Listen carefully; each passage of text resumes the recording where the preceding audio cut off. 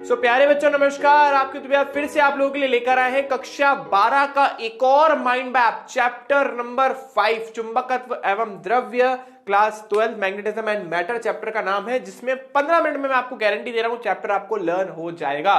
तो चैप्टर का mind map आप लोगों के लिए आज लेकर आए हैं, जिसके अंदर क्योंकि चैप्टर बहुत छोटा है, पूरा कंक्लूजन आपको मैं दे दूंगा पूरे चैप्टर का कि क्या क्या इंपॉर्टेंट पार्ट है। ऑलमोस्ट सारे टॉपिक अपन कवर करेंगे और एग्जाम की दृष्टि से जो इंपॉर्टेंट है उसके ऊपर हाईलाइट करवा दूंगा भाई, बहुत एग्जाम के लिए इंपॉर्टेंट है। ठीक है, तो ज्यादा टाइम वेस्ट किए बिना फटाफट से अपना माइंड मैप स्टार्ट करते हैं। तो बच्चों देखो, सबसे पहले चैप्टर के अंदर हमारे पास क्या आता है, चुंबक एवं चुंबकीय क्षेत्र क्या है। तो हमें पता है चुंबक क्या होता है, वो सारे पदार्थ जो दूसरे चुंबकीय पदार्थों को अपनी तरफ आकर्षित या प्रतिकर्षित करता है या चुंबकीय बल उनके ऊपर अध्यारोपित करता है, उसको अपन चुंबक कहते हैं। तो किसी भी अपन यहाँ पर एक बार मिनट के बारे में बात करते हैं, एक क्षण चुंबक के बारे में बात करते हैं। तो क्षण चुंबक में एक नॉर्थ पोल एक साउथ पोल होता है, जिसमें चुंबकीय क्षेत्र रेखा नॉर्थ से निकल के साउथ की तरफ जाती है, चुंबक के बाहर की ओर, और चुंबक के अंदर की तरफ ये साउथ से नॉर्थ की तरफ आती है। चुंबक ये क्षेत्र रेखाओं के कुछ गुणधर्म होते हैं, पहले अपन डेफिनेशन बता देते हैं। तो डेफिनेशन यही है कि अगर हम एक यूनिट पोल ले, मतलब एक एकांक ध्रुव ले, तो एकांक ध्रुव जो है जिस पाथ का वो फॉलो करता है, जिस पाथ की तरफ वो जाता है, उसको अपन क्या बोलते हैं, चुंबकीय क्षेत्र रेखाएं, या फिर चुंबक के चारों तरफ का वह क्षेत्र जहां पर किसी दूसरे पदार्थ को रखने पर वह चुंबकीय बल का अनुभव करे, वो चुंबकीय क्षेत्र। और उस चुंबकीय क्षेत्र को निरूपित करने के लिए हमने जो रेखाएं खींची है उसको अपन चुंबकीय रेखाएं कहते हैं। ठीक है, फिर इसके ऊपर ऐसे कोई बहुत ज्यादा प्रश्न नहीं आते, और अगर इसकी आपको कोई गुणधर्म पूछ ले तो ये हमेशा नॉर्थ से साउथ की तरफ यानी उत्तरी ध्रुव से निकलती है, दक्षिण ध्रुव की तरफ खत्म हो जाती है। चुंबक के भीतर ये दक्षिण से उत्तर की ओर गति करती है। चुंबकीय क्षेत्र रेखा कभी भी एक दूसरे को नहीं काटती है। चुंबकीय क्षेत्र रेखाएं जहां पर पास पास होगी वहां पर चुंबकीय क्षेत्र प्रबल होगा, जहां पर चुंबकीय रेखाएं दूर दूर होगी वहां पर चुंबकीय क्षेत्र दुर्बल होगा। ठीक है ना, ये सारे गुणधर्म आपको एग्जाम में लिख कर आ रहे हैं। अब सबसे इंपॉर्टेंट चीज के ऊपर चलते हैं, वो यही हमारे पास कि पृथ्वी के चुंबकीय क्षेत्र के बारे में बात करते हैं। तो हमने पढ़ा था कि पृथ्वी जो होता है एक बहुत बड़े चुंबक की भांति व्यवहार करता है, जिसका एक खुद का नॉर्थ पोल और एक साउथ पोल है। इसलिए जब भी अपन एक फ्रीली मैग्नेट को लेते हैं, फ्रीली सस्पेंड करते हैं, उसको ऐसे हवा में लटकाते हैं चुंबक को धागे से बांध के, तो ऑटोमेटिकली उत्तर दक्षिण दिशा की तरफ जो है संरेखित हो जाता है, क्योंकि पृथ्वी एक चुंबक की तरह व्यवहार करती है। ठीक है, तो पृथ्वी के चुंबकीय क्षेत्र के मेनली 3 घटक आपको याद होने चाहिए। पहला है दिक्पात कोण, दूसरा है नमन कोण या नीति कोण, और तीसरा है चुंबकीय क्षेत्र का क्षैतिज घटक। ठीक है, तो दिक्पात कोण क्या होता है, जिसको दिक कोण भी बोलते हैं अपन, एंगल ऑफ डिक्लिनेशन। ये होता है हमारे पास भौगोलिक यामी उत्तर और चुंबकीय यामी उत्तर के बीच का कोण। ठीक है, एग्जाम में पूछा जाने वाला प्रश्न याद रखेंगे। दिक्पात कोण की डेफिनेशन क्या होती है, चुंबकीय यामी उत्तर व भौगोलिक यामी उत्तर के बीच में बनने वाले कोण को अपन दिक्पात कोण बोलते हैं, और ये एक स्थान से दूसरे स्थान पर जाने पर वेरी करता है, मतलब परिवर्तित होता है। ठीक है, वैसे इसका मान 11.3 डिग्री है। नति कोण या नमन कोण क्या होता है कि चुंबकीय सुई को ऐसे घुमाने के बजाय आप ऐसे घुमाने के लिए उसको छोड़ दो, मतलब ये ऐसे घूम सकती हो अगर चुंबकीय क्षेत्र, क्षैतिज के अंदर घूमने के बजाय ऐसे ऊपर नीचे ऊर्ध्वाधर अगर गति कर सके हमारी चुंबकीय सुई, तो जो चुंबकीय सुई है, जैसे मान लो चुंबकीय सुई ऐसे झुक गई, तो उसने क्षैतिज के साथ जो कोण बनाया होगा, परिणामी चुंबकीय क्षेत्र ने क्षैतिज के साथ जो कोण बनाया होगा उसको अपन क्या बोलते हैं, नति कोण या नमन कोण। ठीक है, इसका ध्रुवों पर मान जो होता है वो 90 डिग्री है, क्योंकि चुंबकीय सुई जैसे उत्तरी ध्रुव पर लेके जाओगे तो चुंबकीय सुई ऐसे हो जाएगी अगर ये उत्तरी ध्रुव है तो, और दक्षिण ध्रुव पर ले जाने पर ऐसे हो जाएगी पूरी नीचे, क्योंकि नॉर्थ पोल साउथ को अट्रैक्ट करता है। ठीक है, तो ध्रुवों पर इसका मान होता है 90 डिग्री, और अगर मैं इसको भूमध्य रेखा पर लेके जाऊं, बिल्कुल सेंटर पे लेके जाऊं, इक्वेटर पे लेके जाऊं, तो ये बिल्कुल सीधी स्ट्रेट हो जाएगी, क्योंकि ये वाला पार्ट साउथ को अट्रैक्ट करने की कोशिश करेगा और ये वाला पार्ट नॉर्थ को अट्रैक्ट करने की कोशिश करेगा। तो याद रखना इंपॉर्टेंट है, ध्रुवों पर इसका मान 90 डिग्री होता है और भूमध्य रेखा पर 0। चुंबकीय क्षेत्र का क्षैतिज घटक मतलब बहुत आसान फर्जी सा चीज है। ठीक है, जो हमने एंगल ऑफ डिक्लिनेशन पढ़ा था, मतलब हमने जो अभी नमन कोण या नति कोण पढ़ा था, उस नमन कोण नति कोण के बारे में थोड़ा सा आपको बता देता हूं। तो नमन कोण नति कोण में देखिए, मान लीजिए ये हमारी हॉरिजॉन्टल लाइन है, मतलब क्षैतिज रेखा, और ये पृथ्वी के चुंबकीय क्षेत्र का, पृथ्वी का कुल चुंबकीय क्षेत्र है। तो इसने इसके साथ बच्चों थीटा कोण बनाया है, थीटा कोण के को बोलते हैं अपन नति कोण या नमन कोण। तो इस चुंबकीय क्षेत्र के 2 घटक हो गए, एक तो बच्चों हो गया हमारा इस दिशा में जो हमारे पास हो गया बी कॉस थीटा, और बच्चों एक हो गया इस दिशा में जो हमारे पास बी साइन थीटा। इसमें ये जो बी कॉस थीटा इसको अपन बोलते हैं इसका हॉरिजॉन्टल कंपोनेंट क्षैतिज घटक, और ये जो बी साइन थीटा इसको अपन बोलते हैं इसका वर्टिकल कंपोनेंट यानी बीबी, यहाँ पे लिखा है। और दोनों को भाग देने पर अपने को इजीली टेन थीटा या नमन कोण या नति कोण का मान मिल जाएगा। तो अगर अपन पृथ्वी के चुंबकीय क्षेत्र का क्षैतिज घटक लेना चाहते हैं तो अपन क्या करेंगे, जो परिणामी चुंबकीय क्षेत्र है उसका क्षैतिज घटक ले लेंगे, जो क्या होता है बी cos थीटा।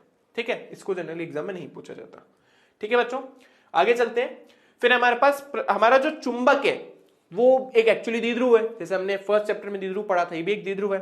तो इसके ऊपर भी अपन अक्षीय और निरक्षीय बिंदु पर चुंबकीय क्षेत्र की तीव्रता निकाल सकते हैं। वहां पर अपन ने पढ़ा था 2kp/r³। यहाँ पर भी सेम फॉर्मूला है, बस k की जगह यहाँ पर μ0/4π लिखा है, बाकी देखो वही लिखा है 2m/d³ या r³ जो भी आप लिखना चाहो, जहां पर m जो है हमारे पास वही द्विध्रुव आघूर्ण है। ठीक है, और निरक्षीय बिंदु पर वहां पे होता था kp/r³, तो यहाँ पर हो जाएगा k की जगह μ0/4π, बाकी m/d³, जैसे वहां था यहाँ पे भी ऐसा ही है। ठीक है, अब अपन बात करते हैं कि भाई चुंबकीय सुई को अगर अपन एक समान चुंबकीय क्षेत्र में रख दे तो ऐसे अलाइन हो जाती है, लेकिन अगर मैं इसको खींच करके ऊपर ले जाना चाहता हूं, मतलब θ1 से θ2 कोण तक लेके जाता हूं, तो मुझे कुछ ना कुछ कार्य करना पड़ेगा। सेकंड चैप्टर में अपन ने पढ़ा था इसका फॉर्मूला, वहां पे अपन ने पढ़ा था हमारे पास विद्युत द्विध्रुव था, तो विद्युत द्विध्रुव को एक समान विद्युत क्षेत्र में घुमाने पर हमें कितना कार्य करना पड़ता था, Pe cos θ1 - cos θ2। तो बस वहां पे जो P होता था ना, वहां पे इसको अपने को यहाँ पे क्या लिखना है, M लिखना है, वहां पे जो E होता था उसको यहाँ पे अपने को B लिखना है। तो फॉर्मूला बन गया MB cos θ1 - cos θ2, जहां पे वही M हमारे पास द्विध्रुव आघूर्ण है। ठीक है, तो ये चुंबकीय सुई को चुंबकीय क्षेत्र में मान लो थीटा कोण है, θ1 कोण पे इसको θ2 कोण तक घुमाना है, तो कितना कार्य करना पड़ेगा, MB cos θ1 - cos θ2। स्थितिज ऊर्जा के बारे में बात करें तो बच्चों इसकी स्थितिज ऊर्जा का सूत्र वही होता जो वहां पे भी होता था, वहां पे P cos θ होता था विद नेगेटिव साइन, यहाँ पे हमारे पास होगा माइनस का MB cos θ, जहां पे अपन लंबवत मतलब इस पोजीशन से उसको थीटा कोण तक घुमाते हैं। तो ये 90 डिग्री कोण बन रहा है, इसको थीटा कोण तक अपन ने घुमा दिया। ठीक है, तो θ1 का मान कितना हो गया 90 और θ2 का मान तो थीटा ही हो गया, तो हमारा फॉर्मूला आ गया माइनस का MB cos θ। ठीक है, आवर्तकाल के बारे में बात करते हैं। इसका आवर्तकाल, अब भाई आपने चुंबकीय सुई आई थी, इसको ऐसा छोड़ा ऊपर तो ये नीचे आने की कोशिश करेगी, लेकिन इसके अंदर कुछ ना कुछ रिस्टोरिंग फोर्स भी रह जाएगा, प्रत्यानयन बल, जिसकी वजह से ये SHM करने लग जाएगी, सरल आवर्त करती। तो उसका आवर्तकाल क्या होता है 2π√I/MB। बच्चों I यहाँ पर हमारे पास होता है जड़त्व आघूर्ण, जो कि जनरली mr² होता है वस्तुओं के लिए, बाकी यहाँ पर हर वस्तु के लिए अलग होगा, तो I यहाँ पर जड़त्व आघूर्ण है। ठीक है, अच्छा साम्यावस्था, जब इस चुंबकीय सुई पर लगने वाला बल एवं बलाघूर्ण 0 हो, दो केस होते हैं। स्थायी साम्यावस्था, जब ये ऐसे हो, मान लो चुंबकीय क्षेत्र ऐसे जा रही है और ये ऐसे रखा है, तो इसने इसके साथ कितने का कोण बनाया 0 डिग्री का, और अगर ऐसे कर दोगे 180 डिग्री का कोण बनाया। ये इसकी स्थायी अवस्था होती है और ये इसकी अस्थायी अवस्था होती है। रीजन आपको पता है, स्थायी अवस्था का मतलब कैसे भी कर दूं वापस इसी अवस्था में आ जाएगी, अस्थायी का मतलब है कभी भी इस पोजीशन में वापस नहीं आएगी, जरा सा भी आपने छेड़ा तो घूम के ऐसे हो जाएगी। तो अस्थायी साम्यावस्था का मतलब बल और बलाघूर्ण तो 0 है, लेकिन वो वापस उस पोजीशन में आएगी नहीं कभी। ठीक है ना, इसका मैंने आपको डिटेल में वैसे एक्सप्लेनेशन पहले भी दिया था। अब बात करते हैं चुंबकीय फ्लक्स के बारे में। तो बच्चों चुंबकीय फ्लक्स का वैसा ही फॉर्मूला होता है जैसे हमारे पास क्या बोलते हैं विद्युत फ्लक्स का होता है, तो वही समाकलन B वेक्टर डॉट, बच्चों ये समाकलन ने बढ़ाया थोड़ा सा ना, थोड़ा गोल बन गया है, तो B vector dot D vector, इसका मात्रक होता है वेबर। ध्यान रखिएगा, एग्जाम में 1 नंबर का प्रश्न आ जाएगा, चुंबकीय फ्लक्स का ऐसा ही मात्रक तो क्या होता है वेबर या tesla into metre square. Gauss का नियम, तो कोई भी चुंबक ले लो, जितनी उससे चुंबकीय रेखाएं निकलती हैं उस वापस उतनी उसमें एंटर कर जाती है, इसलिए किसी भी चुंबक से संबंधित चुंबकीय फ्लक्स हमेशा 0 होता है, ऐसा गाउस का नियम बोलता है। ठीक है ना, अब बात करते हैं चुंबकन तीव्रता का, तीव्रता के बारे में। तो कोई भी पदार्थ जो है उसको आप चुंबकित करना चाहते हो तो आप उसको चुंबक क्षेत्र में रख दोगे। जैसे आप उसको चुंबक क्षेत्र में रखोगे तो सारे के सारे अणु जो है, जो द्विध्रुव है, वो चुंबक के क्षेत्र की दिशा में अलाइन होना स्टार्ट हो जाएंगे, उसकी दिशा में संरेखित होना स्टार्ट हो जाएंगे। तो उसके एकांक आयतन में जितना चुंबकीय आघूर्ण उत्पन्न हो गया है उसी को अपन बोलते हैं चुंबकन तीव्रता। तो MI सबस्क्रिप्ट में I लिखना है अपने को, तो इसका फॉर्मूला हो गया M/V, एकांक आयतन में उत्पन्न होने वाला चुंबकीय आघूर्ण। ऐसे एक और होता है बच्चों चुंबकन क्षेत्र। चुंबकन तीव्रता मटेरियल की प्रॉपर्टी होती है, पदार्थ का गुणधर्म होता है, जबकि चुंबकन क्षेत्र जो आप चुंबक क्षेत्र लगा रहे हो उसका गुणधर्म है। तो इसका फॉर्मूला हमारे पास हो गया B = μ0 × H, जहां पर जो बच्चों H होता है उसको अपन चुंबकन क्षेत्र बोलते हैं। ठीक है, फिर आता है बच्चों आपेक्षिक चुंबकशीलता। आपेक्षिक चुंबकशीलता होते हैं μr। यहां पर हमें एक और टर्म मिलती है जिसको अपन बोलते हैं chi-b, है ना, मैग्नेटिक ससेप्टेबिलिटी। तो वो होता है हमारे पास 1 + chi-b = μr, याद रखेंगे, एग्जाम के लिए इंपॉर्टेंट है फॉर्मूला। इसके अलावा b का मान बच्चों μ0 × μr × h के बराबर आता है, ये फॉर्मूला अपन ने डिराइव किया था। इसमें ये वाला फॉर्मूला काफी इंपॉर्टेंट है, 1 + chi-b × μr। ठीक है, और ये वाला पार्ट भी बहुत इंपॉर्टेंट है, पृथ्वी का चुंबकीय क्षेत्र। ठीक है ना, ये पृथ्वी का चुंबकीय क्षेत्र है, इसमें क्षैतिज घटक नहीं आएगा, इसमें थोड़ा सा आप करेक्शन करेंगे, यहां पर ये नहीं आएगा ना, पृथ्वी के चुंबक क्षेत्र का क्षेत्रीय घटक नहीं, फिर पृथ्वी का चुंबकीय क्षेत्र यही आएगा, ठीक है ना, सिर्फ तो नहीं है। ओके, आगे चलते हैं। इसके बाद आ जाइए इस वाले के ऊपर। हाँ, अब इसके बेसिस पर, इस एक्स बी या म्यू आर के बेसिस पर हम पदार्थ को 3 पार्ट में कैटेगराइज कर सकते हैं।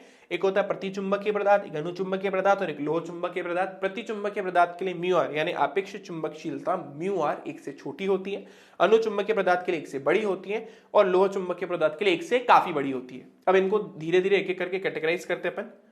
तो आते अपन इस वाले पेज पे, देखिए तो हमने हमारे चुंबकीय पदार्थ को 3 पार्ट में डिवाइड कर रखा है, प्रतिचुंबकीय पदार्थ, अनुचुंबकीय पदार्थ और लोह चुंबकीय पदार्थ। प्रतिचुंबकीय पदार्थ नाम से समझ आ रहा है वो पदार्थ जो बाह्य चुंबकीय क्षेत्र को प्रतिकर्षित करने का काम करते हैं, जैसे कि गोल्ड, सिल्वर, सोना, चांदी, हीरा मोती नहीं बोलना, सोना, चांदी, पानी, ये सब वो पदार्थ हैं जो बाह्य चुंबकीय क्षेत्र को प्रतिकर्षित करने का काम करते हैं, इसलिए इनका नाम है प्रतिचुंबकीय पदार्थ। प्रतिचुंबकीय पदार्थ में काईएम का जो मान होता है वो -1 से 0 के बीच में लाया करता है, 0 से हमेशा इसका मान कम होगा और म्यू आर का मान इसमें 1 से बड़ा होता है।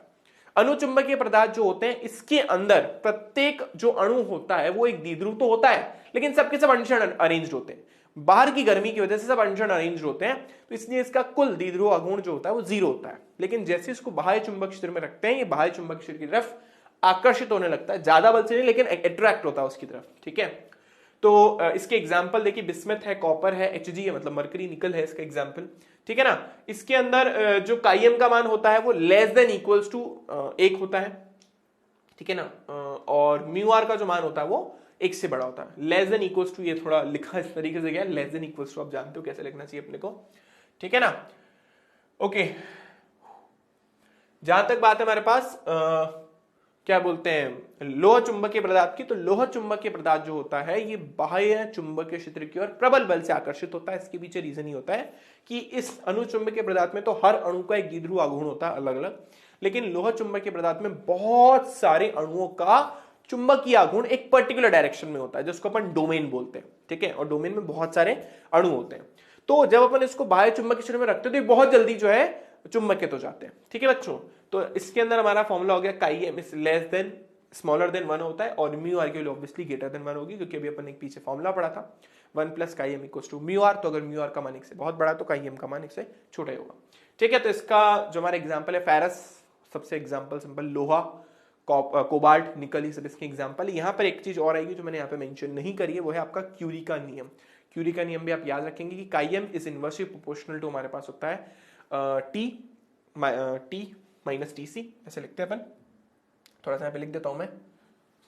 हमने बोलते हैं chi m is inversely proportional to 1/t, मतलब टी हो गया, तो काईएम बराबर हो गया हमारे पास C/T। तो यहाँ पे टी की जगह अपन लिख देते हैं T - TC, जहाँ पे TC होता है बच्चों उसका क्यूरी का ताप, ठीक है, जहां पर वो पदार्थ लोह चुंबकीय से अनुचुंबकीय में कन्वर्ट हो जाए, और C यहाँ पर क्यूरी का नियतांक होता है। ग्राफ अगर अपन ड्रॉ करें काईएम और टी के अंदर, तो इससे पहले तो ये लोह चुंबकीय होता है और उसके बाद ये अनुचुंबकीय में कन्वर्ट हो जाता है। तो स्टार्टिंग में लोह चुंबकीय होता है और उसके बाद ये अनुचुंबकीय पदार्थ में कन्वर्ट हो जाता है। तो ये जो तापमान है टीसी हो गया, ठीक है।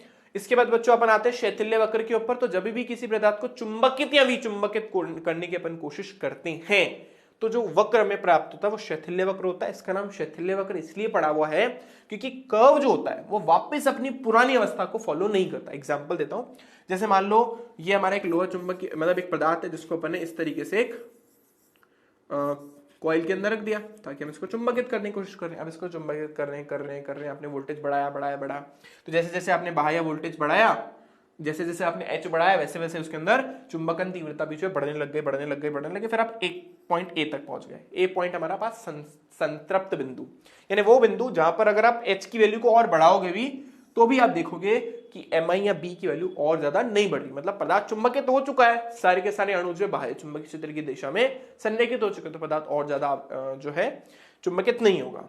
लेकिन जैसे आपने धीरे धीरे इसका वोल्टेज कम करना स्टार्ट करा तो वापस इसी पाथ को फॉलो करने के बजाय इसने किसी दूसरा पाथ को ले लिया। मतलब होना तो ये चाहिए था कि आप जैसे जैसे वोल्टेज बढ़ा रहे हो वैसे वैसे, मान लो ये O से A तक आया तो वापस धीरे धीरे वोल्टेज जैसे 5 वोल्ट तक पहुंचा, 0 से 5 वोल्ट तक पहुंचे तो 5 वोल्ट से वापस धीरे धीरे धीरे करके आप 0 वोल्ट तक पहुंचो तो वापस उसको सेम पाथ फॉलो करना चाहिए था, लेकिन ये सेम पाथ फॉलो नहीं करता, उसी पथ की पालना नहीं करता, ये किसी दूसरे पाथ पे चला जाता है, AB पे चला जाता है। इसलिए उसको अपन शैथिल्य वक्र बोलते हैं कि पदार्थ को जब अपन चुंबकित करते हैं तो वापस विचुंबकित करने पर वह उसी पथ की पालना नहीं करता वक्र में जिससे वो पहले गया था, इसलिए इसका नाम पड़ गया शैथिल्य वक्र। ऐसे सारे वक्र शैथिल्य वक्र ही होते हैं। ठीक है, तो बी पर पहुंचने पर मतलब आपने पूरी तरीके से बाह्य चुंबक की तरह हटा दिया, आपने इसको सोलेनोइड में डाला था परिनालिका में, बाह्य चुंबक की तरह हट चुका है, लेकिन फिर भी पदार्थ के अंदर कुछ ना कुछ चुंबकत्व रह गया, इसको अपन बोलते हैं अवशेष चुंबकत्व। तो यहाँ पे बच्चों जो ओबी वाली लाइन है, ये वाला पार्ट ये बता रहा है इसके अवशेष चुंबकत्व, मतलब इसमें कुछ ना कुछ चुंबकत्व रह गया है। लेकिन मैं चाहता हूं ये पूरी तरीके से विचुंबकित हो जाए, तो मैं बैटरी की पोजीशन को क्या कर दूंगा, चेंज कर दूंगा, उल्टा कर दूंगा बैटरी की पोजीशन को। तो मैंने यहाँ विपरीत दिशा में धारा प्रवाहित करना स्टार्ट किया, मतलब अपोजिट डायरेक्शन में चुंबक खींच लगाया, तो धीरे धीरे हुआ हुआ हुआ हुआ हुआ फिर पूरी तरीके से विचुंबकित हो गया। तो ये जो आपको एक्स्ट्रा बाहर से चुंबकीय क्षेत्र लगाना पड़ा विपरीत दिशा में, इसको अपन बोलते बच्चों निग्राहिता। ठीक है, ये निग्राहिता वो बाह्य चुंबकीय क्षेत्र है जो आपने विपरीत दिशा में लगाया ताकि पदार्थ पूरी तरीके से विचुंबकीय क्षेत्र विचुंबकित हो जाए, जो उसमें पहले अवशेष चुंबकत्व बचा था वो भी खत्म हो जाए। फिर आप वापस अपोजिट डायरेक्शन में कॉन्टिन्यूस चुंबकीय क्षेत्र लगा रहे हो, वापस वो होगा होगा होगा है ना, इस तरीके से वो जो है हमारे पास वापस चुंबकित हो जाएगा। फिर वापस आपने सेम चीज करी, हटाया, पर फिर भी इसमें कुछ ना कुछ जो है अवशेष चुंबकत्व रह गया। फिर वापस आपने फॉरवर्ड डायरेक्शन में चुंबकत्व लगाया तो यहाँ पर पहुंच गया, फिर वापस फॉरवर्ड डायरेक्शन में लगाया तो इस तरीके से, तो इस तरीके से कर्व बना दिया आपने, चिड़िया जैसा बना दिया। ठीक है, तो यहाँ पर ये जो इसका क्षेत्रफल है ना, ये जितना ज्यादा होगा आप इस पदार्थ को चुंबकित और विचुंबकित करने में उतनी एनर्जी बर्बाद करोगे। आप देखो थोड़ी देर बाद मटेरियल गर्म हो गया, पदार्थ गर्म हो गया, क्योंकि आपने उसको चुंबकित और विचुंबकित करा तो कहीं ना कहीं ऊर्जा की हानि हुई। तो उस ऊर्जा की हानि को निकालने का फॉर्मूला VA न्यू, जहाँ पे V इसका आयतन है जो भी पदार्थ आपने लिया है, A इस वक्र से परिबद्ध क्षेत्रफल है और न्यू आवृत्ति है। ठीक है, अब दो तरीके की आप जो है चुंबक बना सकते हो, एक होता है कठोर चुंबक और एक होता है आपका नर्म चुंबक। तो जो कोमल या नर्म चुंबक होता है वो तब यूज करते हैं जब हमें पदार्थ को चुंबकित विचुंबकित जल्दी जल्दी करना होता है, जैसे कि आपकी इलेक्ट्रिक बेल्स में होता है चुंबकित विचुंबकित जल्दी जल्दी होता है, तो वहां पे आप किस पे यूज करोगे, नर्म लोहे का। लेकिन जहां पे आपको परमानेंट मैग्नेट बनाना हो, कठोर चुंबक बनाना हो, ठीक है ना भाई, हमेशा के लिए मुझे तो मैग्नेट बना के इसको रखना, तो आप वहां पे स्टील का यूज करोगे। तो जो नर्म लोहा होता है उसका जो ग्राफ होता है कुछ इस तरीके का होता है, काफी पतला होता है। लेकिन जहां तक बात आपके स्टील की है, तो स्टील के लिए जो ग्राफ होता है बच्चों काफी मोटा बनता है ना, कुछ इस तरीके का ये स्टील का ग्राफ हो गया। ठीक है, तो ये जो आपको येलो कलर का दिख रहा है ये हमारा नर्म लोहे का ग्राफ है, जिसका जो आप क्षेत्रफल देख लो काफी कम है, और स्टील का ग्राफ काफी मोटा सा बनेगा। ठीक है, तो आई होप सबको बच्चों ये चैप्टर समझ आ गया होगा, मजा आया होगा। ठीक है, तो इसी तरीके से बने रहिए हमारे साथ। वीडियो अच्छा लगा तो लाइक जरूर कीजिएगा, शेयर ज्यादा से ज्यादा बच्चों के साथ कीजिएगा, ताकि सभी बच्चों को इस माइंड मैप का जो बेनिफिट है वो मिल सके। चलिए मिलते हैं नेक्स्ट क्लास में, बाय बाय।